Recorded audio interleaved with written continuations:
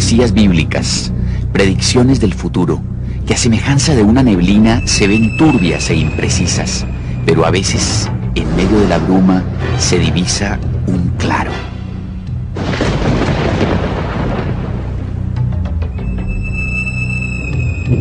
Tú, oh rey, veías, y he aquí una gran imagen, esta imagen que era muy grande y cuya gloria era muy sublime.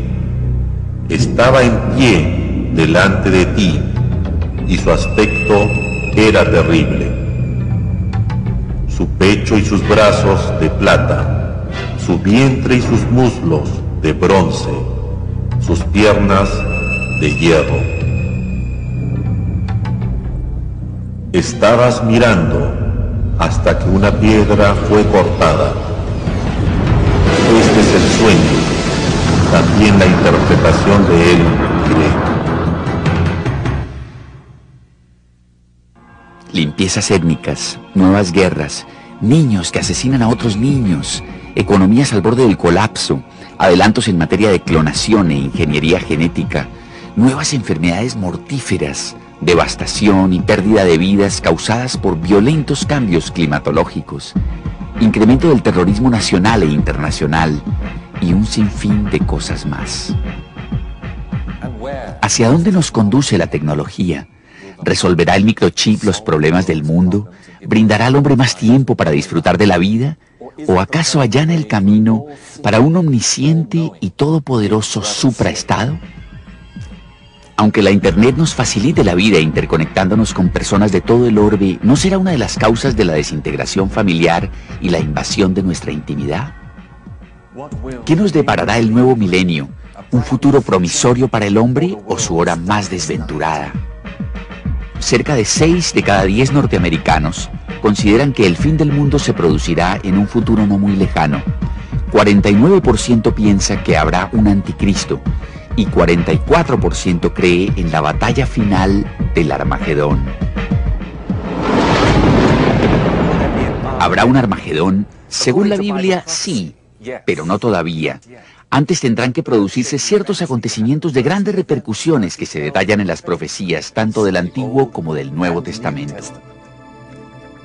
Resulta sorprendente que de los 66 libros que conforman el Antiguo Testamento hebreo y el Nuevo Testamento cristiano, 18 guerra. Además de predecir con increíble detalle la historia de su propio pueblo, los profetas judíos han vaticinado el auge y caída de grandes imperios, así como el destino final de la humanidad.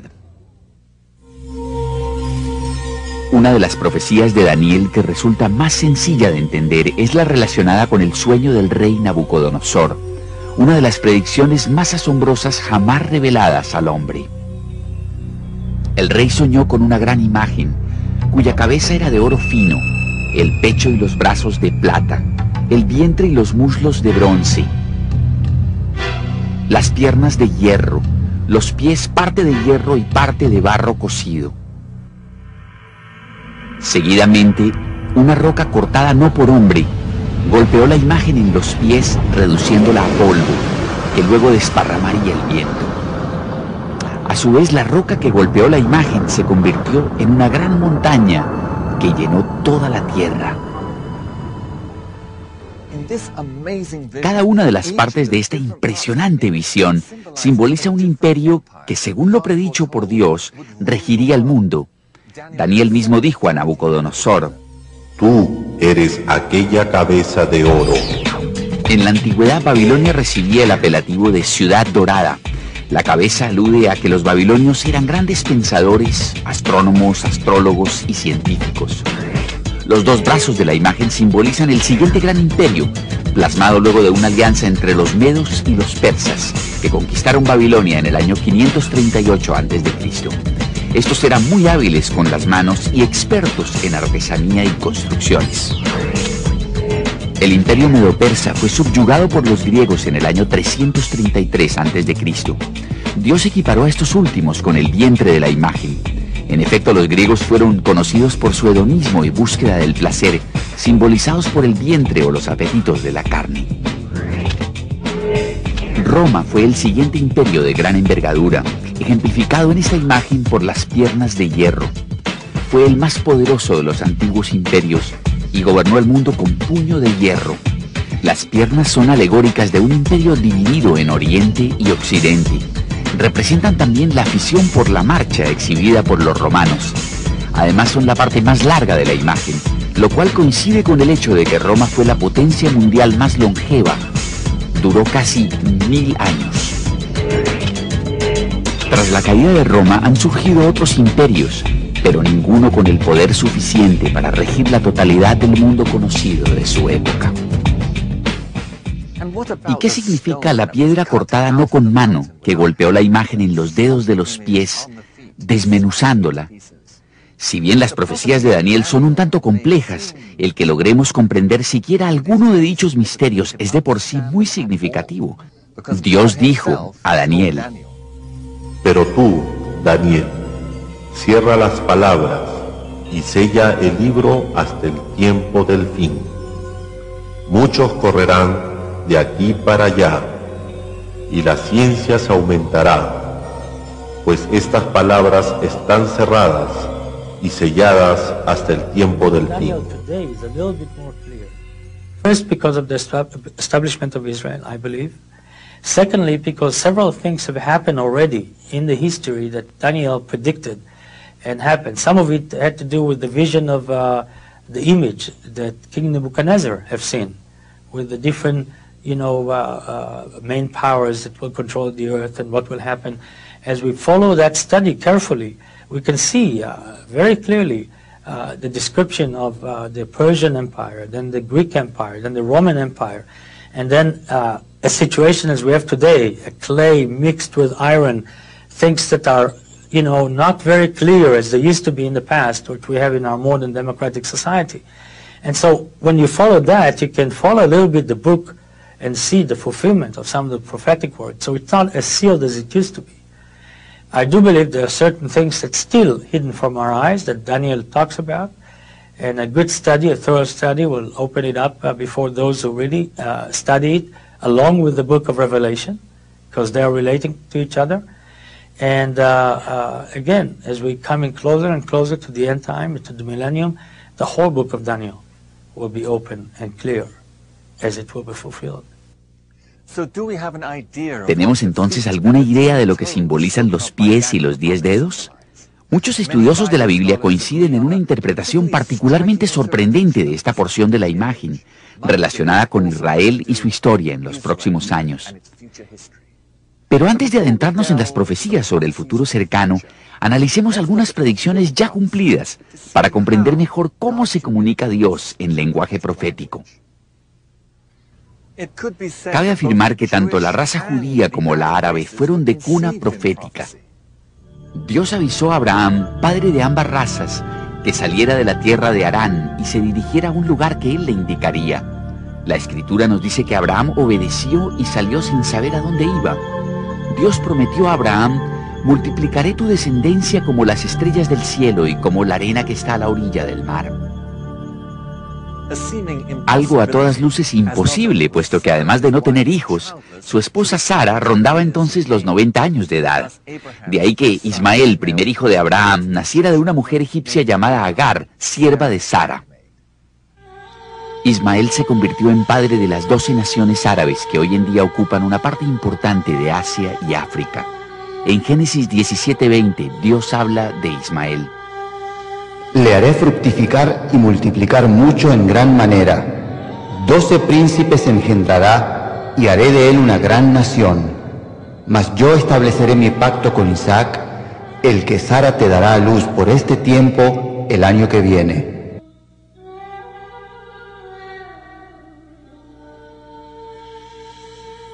Al año siguiente, a los 91 años de edad, Sara dio a luz a Isaac, padre de Jacob, cuyos 12 hijos llegaron a ser los patriarcas de las 12 tribus judías.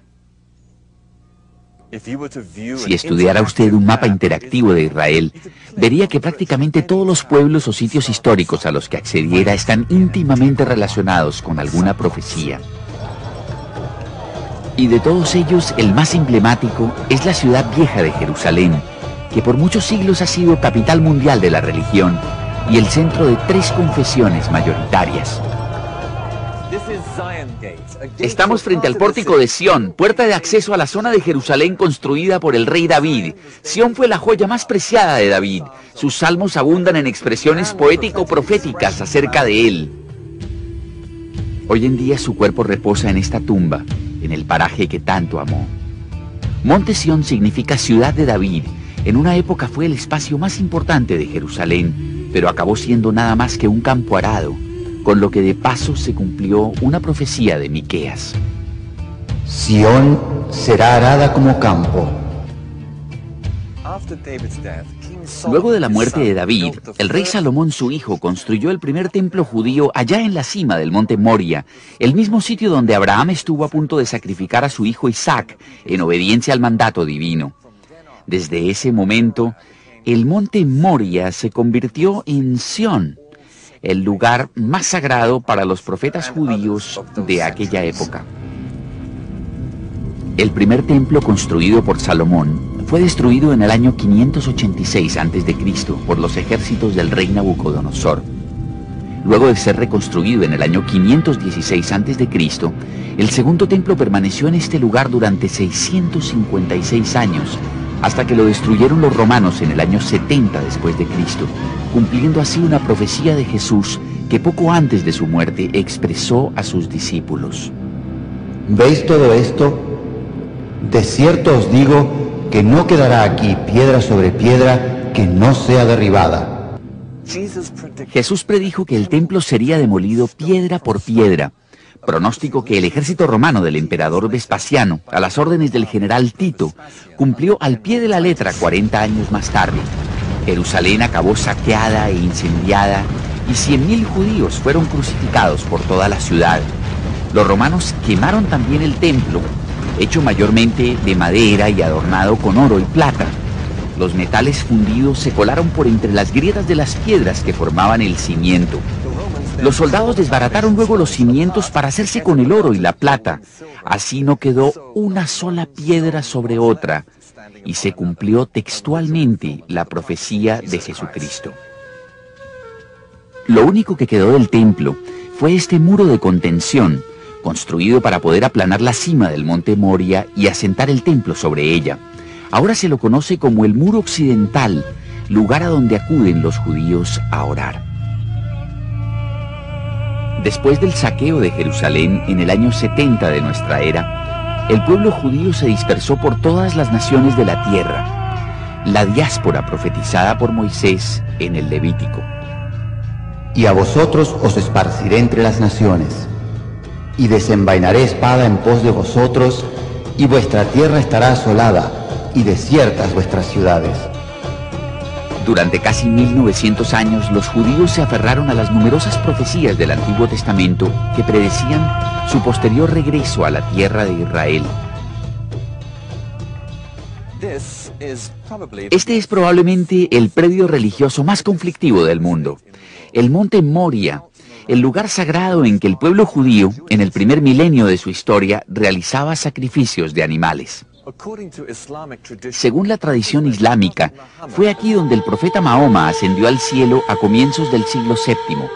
Y según la profecía bíblica, es aquí también donde se erigirá el tercer templo judío.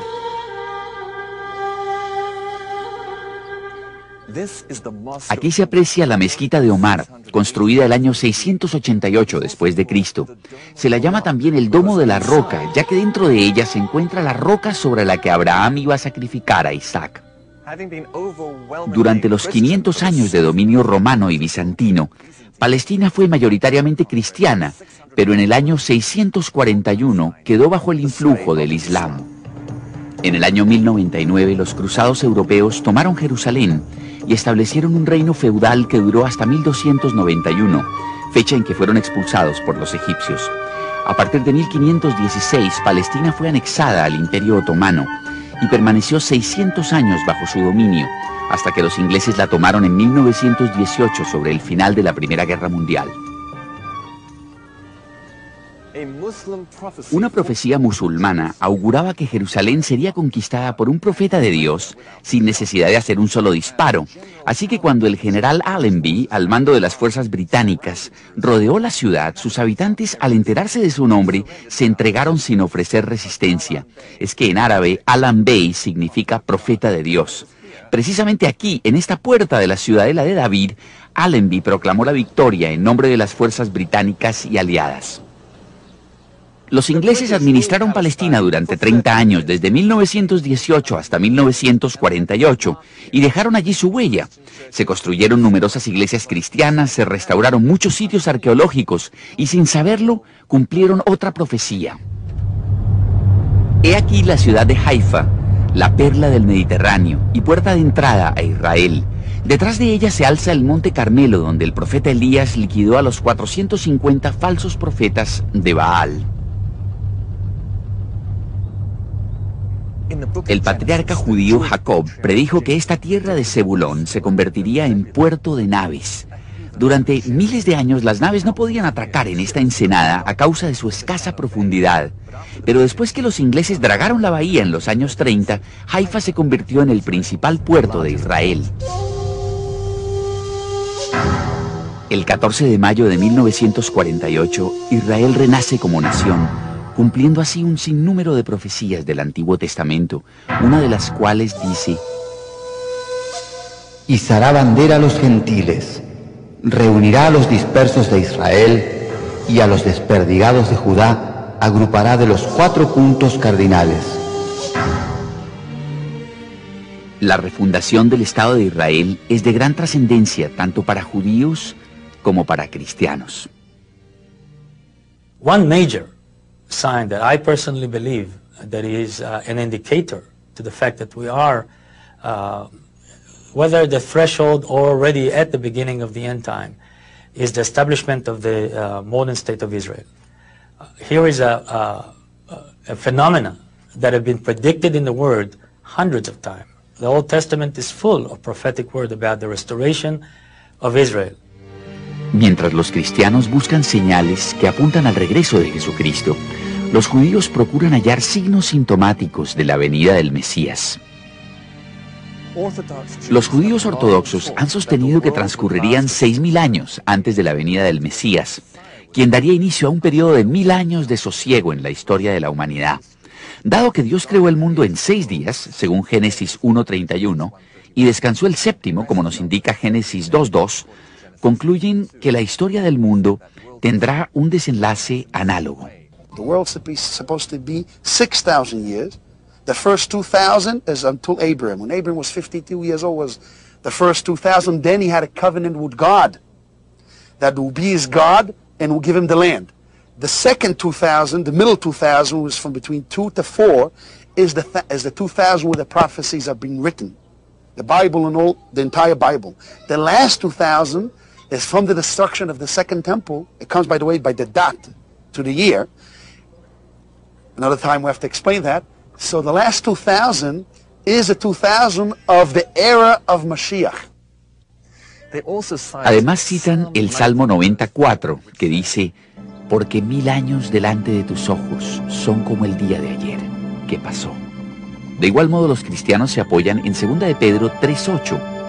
Pero amados, no ignoréis que para el Señor un día es como 1000 años, y 1000 años como un día.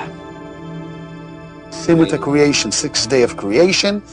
The 7th day is the last 1,000, is the day of God, the kingdom is totally revealed in the world. Es tal el significado que tiene para los judíos la reconstrucción del templo en el monte en que estuvo situado, que durante siglos han rezado para que ello acontezca. Al final de toda boda judía rompen un vaso para rememorar la destrucción del templo. De hecho, la construcción del tercer templo está bien pasada la etapa de planificación. Aquí en medio de una rotonda construida por la Municipalidad de Jerusalén, cerca del pórtico de Damasco, se encuentra la que algunos consideran la piedra angular del nuevo templo. The Bible tells us, and you shall make for me a sanctuary that I will dwell among you. So that's really the comprehensive commandments regarding the construction of the temple. And then there are many other commandments as well. The commandments really can be fulfilled today in a number of ways, kind of in absentia, or maybe kind of in a piecemeal fashion, in view of the impediments towards actually building the temple until such time as is more fitting. So the main way that the Institute is going about the fulfillment of the commandment and occupying itself with the goal of trying to do really as much as possible in our time towards the temple is by creating the vessels. So the vessels that are being created today are not just models or replicas, but are actually made in accordance to the biblical requirements, and therefore are really ready to be used according to biblical law and can be used in the new temple. There is plans, sure there is plan. As a matter of fact, there is places in Jerusalem that they're already building the vessels, and they're learning, like in yeshivas, like here in Mount Zion we have a yeshiva, we have a university for Jewish studies. They learn all the different laws that has to do with the sacrifice and all the different laws that has to do with the temple. And they're preparing themselves, if they're priests, they come from the tribe of Levites, so then they prepare themselves to be ready, and all this come to unfold, they'll be ready to serve God in the temple. We believe that this is the destiny of the Jewish people, and that we are commanded to be occupied with the building of the temple, just as we are commanded to sanctify God's name in every other way. So no, we're not really waiting for the Messiah. We don't feel that his arrival is a prerequisite for the building of the temple. Sin embargo, la reconstrucción del templo es impensable, pues para ello habría que demoler la mezquita de Omar, lo cual sin duda provocaría una guerra santa entre árabes y judíos. Aquí entra en escena el anticristo, un personaje de una sagacidad política y un magnetismo extraordinarios, que según la profecía bíblica salva al mundo de un inminente colapso provocado por acuciantes crisis económicas y sociales aún por desatarse. Este genio de la diplomacia acomete la increíble proeza de forjar la paz mundial y, según lo advierte la Escritura, será objeto de la adoración del mundo entero. Volvamos a la interpretación que Daniel hiciera del sueño de Nabucodonosor. Hasta ahora el profeta ha hecho referencia a los principales reinos o imperios del mundo partiendo de Babilonia, el propio reinado de Nabucodonosor. Queda una última etapa de la historia representada por la imagen. Los dedos de los pies eran en parte de hierro y en parte de barro, y eso significa que el reino será fuerte y débil al mismo tiempo. Un reino no puede constituirse como tal sin un rey. En este pasaje, la profecía alude al anticristo. Daniel nos explica más adelante que los 10 dedos simbolizan 10 reyes, que durante un tiempo prestan apoyo al anticristo. El hierro podría representar a los gobiernos fuertes y dictatoriales, y el barro a los democráticos más benévolos. Así como el hierro no se mezcla con el barro, esas dos ideologías y los gobiernos que las profesan se oponen. ¿Qué más nos dice la Biblia acerca de este imponente personaje? Vendrá sin aviso y tomará el reino con halagos. Resuelve los conflictos de Oriente Medio y firma un acuerdo o pacto de paz de 7 años que otorga a judíos, musulmanes y cristianos los mismos derechos sobre la ciudad vieja de Jerusalén y el sector del templo. Dicho acuerdo permite a los judíos reconstruir su santuario.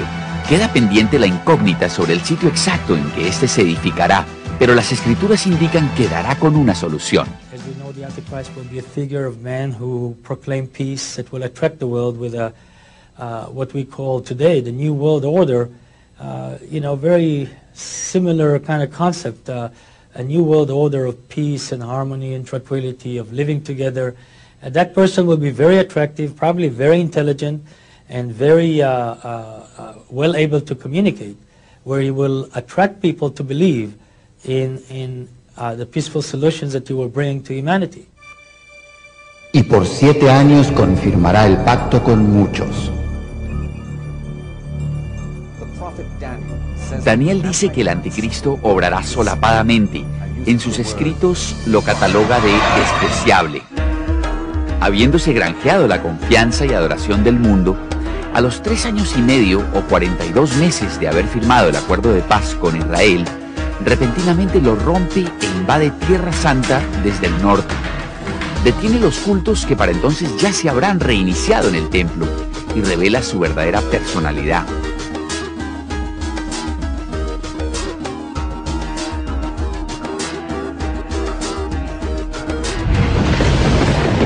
All along, he's trying to imitate God. He's trying to be like God, trying to rebel against God by being as strong and as powerful in influencing mankind like God does. And so the Antichrist will have a lot of aspects that will appear as, portrayed for the Messiah, for Christ. He may be a very powerful man. He may even do some supernatural acts. We don't know. May have some power given to him by the devil that will create some supernatural manifestations. Yes, I do believe people will confuse him with Christ, and those that are not deeply engaged with the relationship with God and understand the Word of God good today may fall into that deception. Las profecías nos indican que en ese momento ese dirigente internacional es poseído por Satanás y se proclama a sí mismo Dios. Se manifestará el hombre de pecado, el hijo de perdición, el cual se opone y se levanta contra todo lo que se llama Dios o es objeto de culto, tanto que se sienta en el templo de Dios como Dios, haciéndose pasar por Dios. A la mitad de la semana hará cesar la ofrenda y el sacrificio. Fue aquí precisamente, en el Monte de los Olivos, que Jesús se explayó en la profecía de Daniel, instruyéndonos más sobre la misma. Indicó a sus seguidores qué debían hacer cuando el anticristo abrogara los sacrificios del templo e instaurara la abominación desoladora, su propia imagen a modo de deidad, en el lugar santo. Por tanto, cuando veáis en el lugar santo la abominación desoladora de que habló el profeta Daniel, entonces los que estén en Judea huyan a los montes. El que esté en la azotea no descienda para tomar algo de su casa, y el que está en el campo no vuelva atrás para tomar su capa, porque habrá entonces gran tribulación, cual no la ha habido desde el principio del mundo, ni la habrá. La abominación desoladora de que habló el profeta Daniel y a la que Jesús denominó en el Apocalipsis la imagen de la bestia. Tomando en cuenta la descripción que hacen de ella los profetas, podría tratarse de una gigantesca computadora capaz de hablar y decretar la muerte de todo el que rehúse adorarla. El rey hará su voluntad y se ensoberbecerá, y se engrandecerá sobre todo Dios, y contra el Dios de los dioses hablará maravillas. Del Dios de sus padres no hará caso, ni del amor de las mujeres, ni respetará a Dios alguno, porque sobre todo se engrandecerá. Este es el momento en que el anticristo exige que todos reciban la marca de la bestia, que quizás sea un microcircuito o pastilla de silicio insertado en la frente o un número de identificación en la mano, sin los cuales la gente no podrá comprar ni vender ni realizar ningún intercambio comercial. Y hacía que a todos, grandes y pequeños, ricos y pobres, libres y esclavos, se les pusiese una marca en la mano derecha o en la frente, y que ninguno pudiese comprar ni vender, sino el que tuviese la marca o el nombre de la bestia, o el número de su nombre, y su número es 666. Por primera vez en la historia existe la infraestructura tecnológica necesaria para que un dictador mundial materialice este tipo de sociedad absolutista, paternalista. El dinero está en vías de extinción. Las tarjetas plásticas con cintas magnéticas o microcircuitos poco a poco están sustituyendo a los billetes y monedas. No todo el mundo se fía del anticristo. Eso le impide implantar totalmente su régimen mundialista. Daniel predice que algunos países se rebelan y se niegan a rendirle culto, sobre todo las naciones cristianas, islámicas y judías, que en su mayoría rechazan la idolatría. En represalia, el anticristo desata la peor persecución masiva de la historia, acerca de la cual Jesús dice: si aquellos días no fuesen acortados, nadie sería salvo. Mas por causa de los escogidos, aquellos días serán acortados. Esta cacería humana a escala planetaria nos recuerda las persecuciones romanas de los primeros cristianos, solo que mucho peor, dura 3 años y medio y se la conoce como la Gran Tribulación. Entonces aparecerá la señal del Hijo del Hombre en el cielo. Y entonces lamentarán todas las tribus de la tierra y verán al Hijo del Hombre viniendo sobre las nubes del cielo con poder y gran gloria. Y enviará a sus ángeles con gran voz de trompeta y juntarán a sus escogidos de los 4 vientos, desde un extremo del cielo hasta el otro. 3 años y medio después que el anticristo instaure su imagen, Jesús retorna en las nubes donde todo ojo le verá. Reúne a sus seguidores, los que han permanecido fieles a lo largo de la gran persecución promovida por el anticristo, y los saca de la tierra para unirse a ellos en el aire. Habiendo el Señor puesto a salvo a los suyos, el anticristo y sus seguidores reciben su merecido.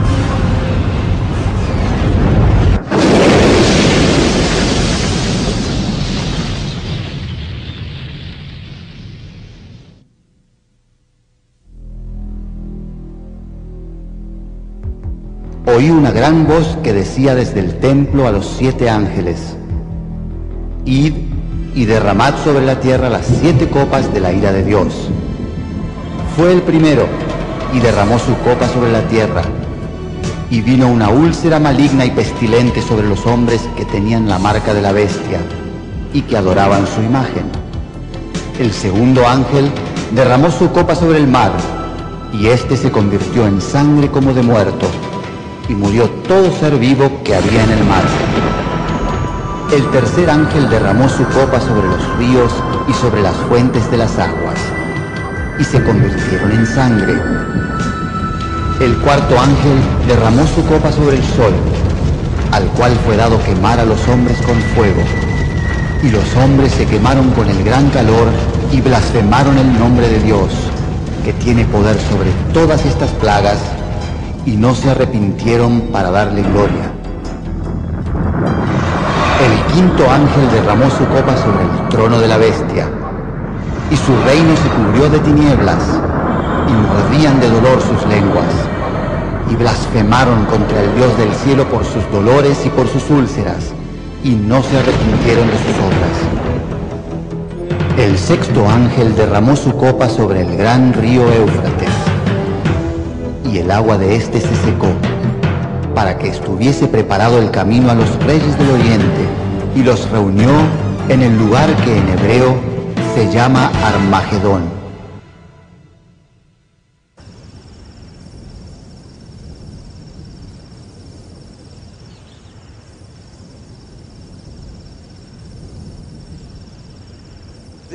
Este es el Valle de Megiddo, también denominado el Valle de Esdraelón. Armagedón en hebreo significa la colina de Megiddo, un monte en forma de domo que se erige en medio del valle. Cuando Napoleón vio por primera vez este ancho valle, exclamó: ¡qué extraordinario lugar para una batalla! Al verlo, Pershing, uno de los grandes generales de la Segunda Guerra, dijo: es el sitio ideal para una guerra táctica. En torno a esta histórica colina indica la Biblia que se librará una batalla colosal entre el bien y el mal. En el cielo, los ejércitos del Señor se preparan para la batalla. En la tierra, el anticristo y sus huestes se enfrascan en un conflicto armado con tropas insurgentes. En el momento en que el anticristo libra ese conflicto, Jesús y sus santos resucitados se hacen presentes mediante una invasión desde el cielo. El anticristo vuelve sus armas contra el ejército celestial, dando lugar a una batalla sin parangón en la historia bélica, la batalla de Armagedón.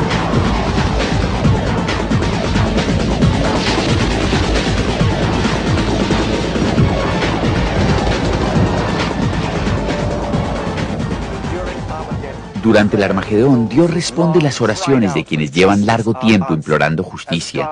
La paciencia divina ante la perversidad del hombre ha tocado a su límite. Estruendo de multitud en los montes, como de mucho pueblo. Estruendo de ruido de reinos, de naciones reunidas. El Señor de los ejércitos pasa revista a las tropas para la batalla. Vienen de lejana tierra, de lo postrero de los cielos, el Señor y los instrumentos de su ira, para destruir toda la tierra. Aullad, porque cerca está el día del Señor. Vendrá como asolamiento del Todopoderoso. Y castigaré al mundo por su maldad y a los impíos por su iniquidad, y haré que cese la arrogancia de los soberbios y abatiré la altivez de los fuertes.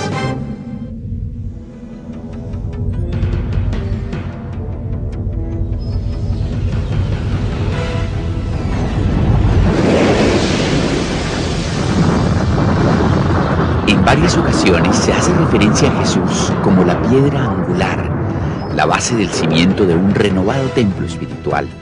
Del mismo modo en que la piedra fue cortada no por mano y cayó sobre la imagen de Daniel 2 para destruirla, Jesús, el Hijo de Dios, desciende del cielo para asestar un golpe mortal al régimen del Anticristo. Según el profeta Daniel, la batalla de Armagedón dura 45 días. El Anticristo es arrojado a un lago de fuego y sus perversos seguidores aniquilados.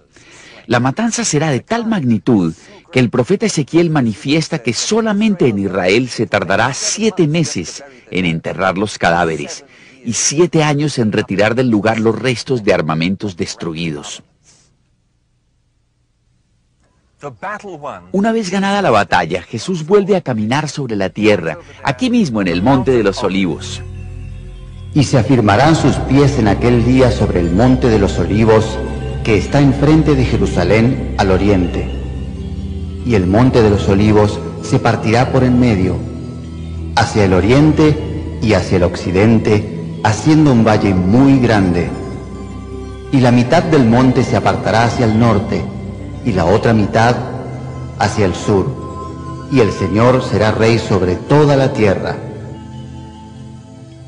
Los sismólogos señalan que el Monte de los Olivos yace sobre una falla telúrica y que una grieta de 15 centímetros de ancho se extiende de norte a sur sobre la cima del mismo. When we look at Mount of Olives, which is right not far away from where we're sitting right now, we can see that the literal fulfillment of this verse can very easily happen. One thing we do know is that Christ will come physically. His appearance is very important because it says the eyes of men will behold him. There's also going to be a supernatural manifestations all over. The whole earth at one minute will see him. And so there would be some kind of a supernatural phenomena from the heavenlies that will attract the entire attention of the earth. It has to be. And then those who will live around here, specifically this verse is for them, they probably will see some manifestations on the Mount of Olives and Christ that are different than if I look today at Mount of Olives and see the mountain sitting there in its tranquility and, peaceful fashion. I'm sure it will be different then. There will be a lot of commotion. There will be a lot of supernatural manifestations that God will reveal himself through Christ, and Christ himself will come and will land, I believe, right on the Mount of Olives. And then, of course, we have there a large graveyard right now of many people, even David's tomb and others that believe that because Christ, or the Messiah, the Jewish people, even non-Christians, believe the same way, that when Christ or the Messiah will come, those will be the first to be resurrected because they are buried in Mount of Olives or close to the Mount of Olives. And so again, there will be a lot of the resurrection part. There will be the commotion of his arrival. There may be the split of the mountain. All the functions of the heavenlies, sun, moons, and stars will take different shape. And so we are expecting real dramatic moments around here. Este es el pórtico dorado, la vía de acceso por la que Jesús entró por última vez a Jerusalén, cuando el pueblo gritaba, «Hosana, Hosana al Hijo de David», y lo aclamaba rey. Como se puede apreciar, hoy en día está tapiado. Se dice que uno de los gobernantes musulmanes de Israel recordó una profecía de Mahoma registrada en el Corán, según la cual cuando Jesús volviera entraría por esa puerta denominada la Bella para tomar posesión de Jerusalén y reinar en calidad de Rey de Reyes. Temeroso de que Jesús pudiera usurparle el trono, el sultán hizo tapiar la puerta para impedirle la entrada. Así dio cumplimiento a una profecía de Ezequiel. Esta puerta estará cerrada, no se abrirá ni entrará por ella hombre, porque el Señor Dios de Israel entró por ella. Estará, por tanto, cerrada.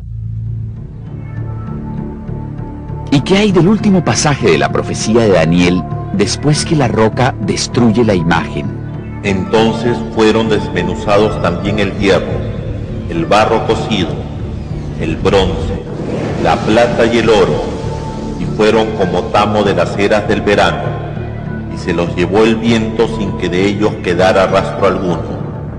Mas la piedra que hirió a la imagen fue hecho un gran monte que llenó toda la tierra. Desmenuzará y consumirá a todos estos reinos, pero él permanecerá para siempre. Esa roca que destruye la imagen simboliza el fin de los gobiernos del hombre sobre la tierra. Al comparar esa roca con los versículos siguientes, la interpretación queda muy clara. Y vendrán muchos pueblos y dirán: venid y subamos al monte del Señor, a la casa del Dios de Jacob, y nos enseñará sus caminos, y caminaremos por sus sendas. Porque de Sión saldrá la ley, y de Jerusalén la palabra del Señor.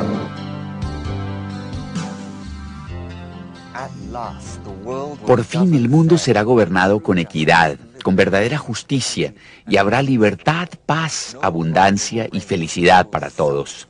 Ya no tendrá vigencia la filosofía inhumana y egoísta que entrega el mundo en manos de los poderosos. Ya no habrá más corrupción, vicio, delincuencia, sobornos e injusticias. Jesús, sus ángeles y sus seguidores resucitados establecerán un gobierno recto que administrará auténtica justicia para todos.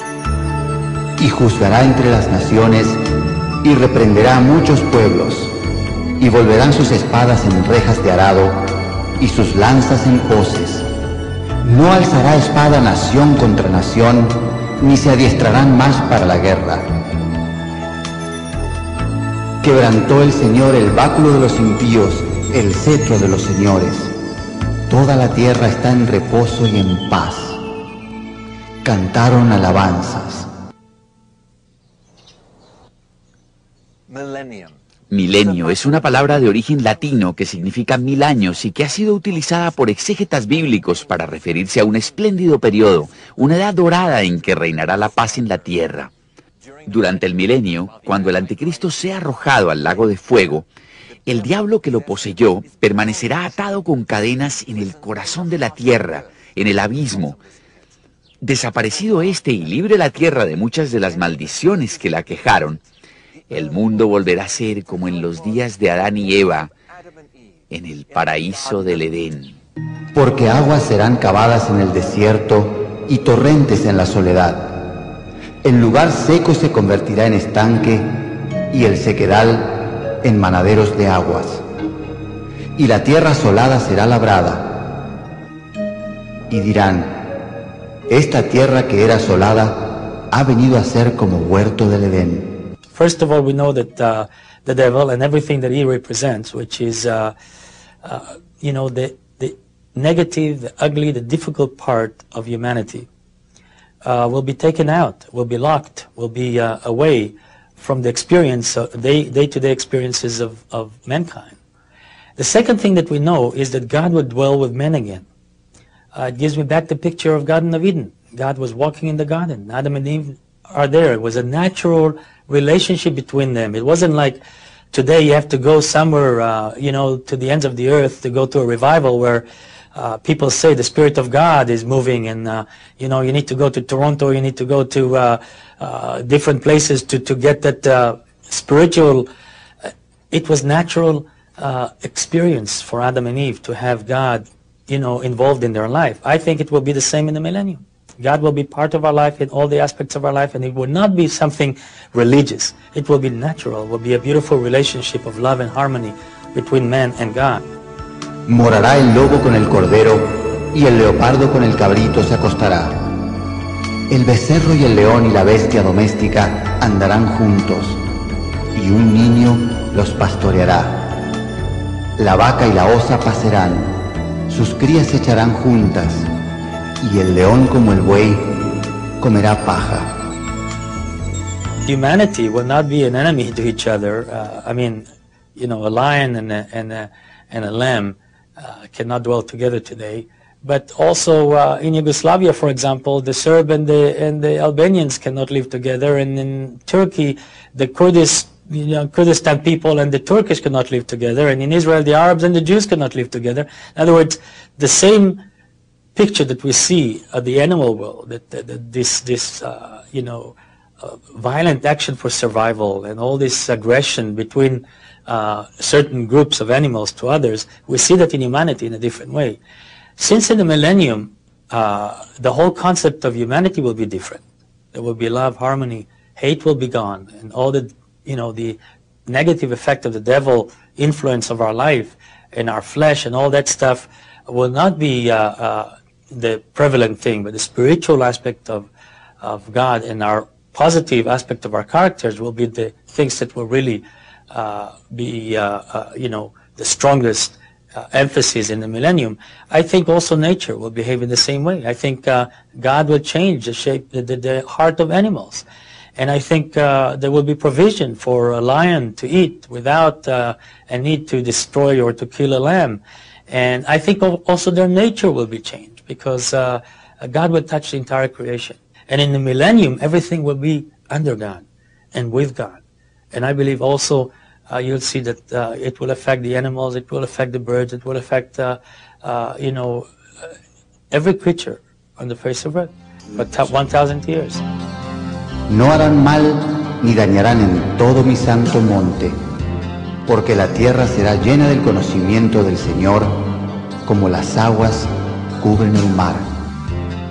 The devil will be locked for 1,000 years, and then later on he will be released. So there will be some kind of connection to him that we don't understand how it will be, but those will be immobile, unable to influence society for 1,000 years. They are limited in those 1,000 years with their powers and their ability to influence humanity. Durante el milenio, el mundo volverá a utilizar medios de transporte que no contaminen el medio ambiente. Por ejemplo, caballos, camellos, vehículos de tracción animal y majestuosos buques de vela. Tampoco habrá grandes ciudades, industria pesada, fábricas que expidan gases y humos tóxicos, ni máquinas destructivas. El mundo retornará a una sociedad mayormente agraria. La gente vivirá en pequeñas épocas que sirvieron a Dios. A veces se los denomina los santos resucitados, cuyos cuerpos llegarán a ser similares al de Jesús después de su resurrección. En el milenio, quienes posean esos cuerpos gloriosos se relacionarán con la gente común y corriente, tal como lo hizo Jesús con sus discípulos después de su revivificación. Ese cuerpo, como dice Pablo, se siembra en corrupción, resucitará en incorrupción.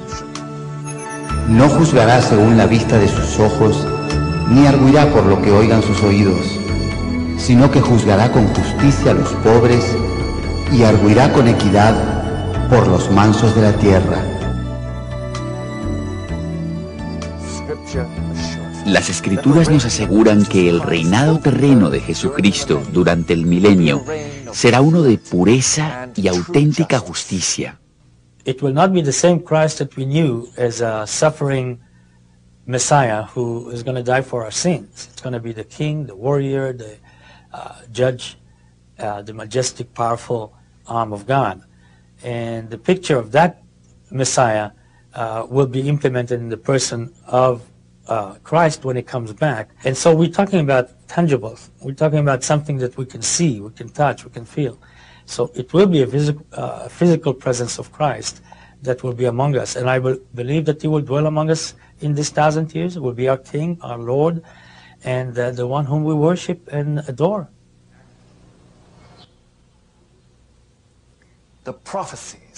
Las profecías que hemos estudiado en este video son apenas unas pocas de las miles pronunciadas por los profetas de la Biblia acerca de imperios, individuos y acontecimientos internacionales que se han cumplido con pasmosa exactitud.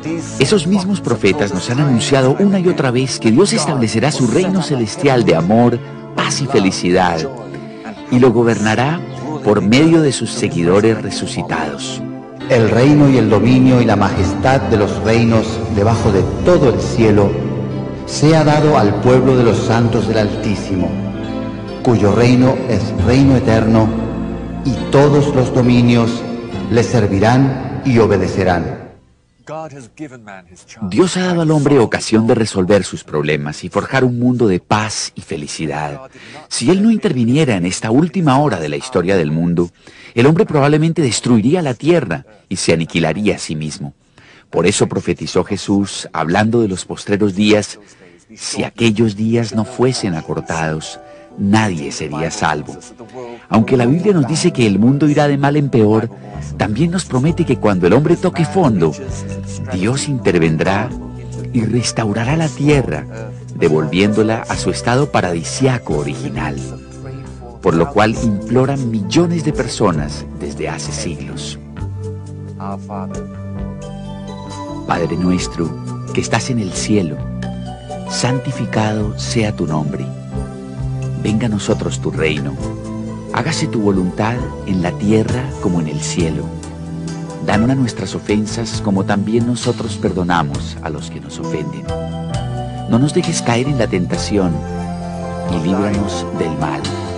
Porque tuyo es el reino, el poder y la gloria por todos los siglos. Amén.